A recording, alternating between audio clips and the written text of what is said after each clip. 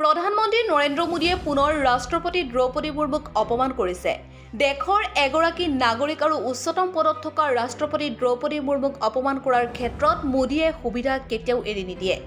যেতিয়াই সুবিধা পায় তেতিয়াই ৰাষ্ট্ৰপতিক অপমান কৰি আহিছে প্ৰধানমন্ত্ৰী নৰেন্দ্ৰ মোদীয়ে। এইবাৰ আকৌ ৰাষ্ট্ৰপতি মুৰ্মুক জানি শুনি প্ৰধানমন্ত্ৰী মোদীয়ে অপমান কৰিছে। প্ৰথমতে মন কৰক এই দৃশ্য। ৰাষ্ট্ৰপতি নিজৰ আসনৰ পৰা থিয় হৈ লাল কৃষ্ণ আদৱানীক ভাৰত ৰত্ন পদক অৰ্পণ কৰিছে, কিন্তু মোদীয়ে সকলো দেখি শুনিও চকীত বহি হাততালি বজাই আছে। দেশৰ উচ্চতম পদত থকা ৰাষ্ট্ৰপতিৰ আগত থিয় হ'বৰ বাবেও অলপো জ্ঞানে নধৰিল মোদীৰ। এই কথাত ক'বলৈ গ'লে এটি শিশুৰ সমানো জ্ঞান নাই বিজেপি শাসিত চৰকাৰৰ প্ৰধানমন্ত্ৰীৰ। স্কুলত পঢ়ি থকা শিশু এজনেও জানে জ্যেষ্ঠজন অথবা উচ্চ পদস্থ বিষয়াক কেনেদৰে সন্মান কৰিব লাগে, কিন্তু অহংকাৰত ডুব গৈ থকা প্ৰধানমন্ত্ৰী নৰেন্দ্ৰ মোদীৰ নাই হিতাধিক জ্ঞান।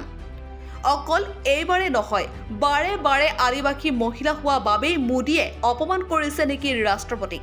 ইয়াৰ পূৰ্বে যেতিয়া নতুনকৈ সাংসদ ভৱনৰ আৰম্ভণি কৰিছিল, নিমন্ত্ৰণ দিয়া হোৱা নাছিল ৰাষ্ট্ৰপতিগৰাকীক। যেতিয়া ৰাম মন্দিৰৰ প্ৰাণ প্ৰতিষ্ঠা কৰা হৈছিল, দেশ বিদেশৰ পৰা নেতা পালি নেতাৰ লগতে নিমন্ত্ৰণ দিছিল অভিনেতাসকলকো, কিন্তু দেশৰ উচ্চতম পদত থকা ৰাষ্ট্ৰপতিগৰাকীক নিমন্ত্ৰণ দিয়া হোৱা নাছিল। যেনে নতুন সংসদৰ আধাৰশিলা স্থাপনৰ সময়ত তেতিয়াও সংসদলৈ প্ৰাক্তন ৰাষ্ট্ৰপতি ৰামনাথ কোবিন্দকো নিমন্ত্ৰণ কৰা হোৱা নাছিল। দেশৰ আদিবাসী মহিলাসকলক লৈ মোদী চৰকাৰৰ এয়াই গুৰুত্ব নেকি?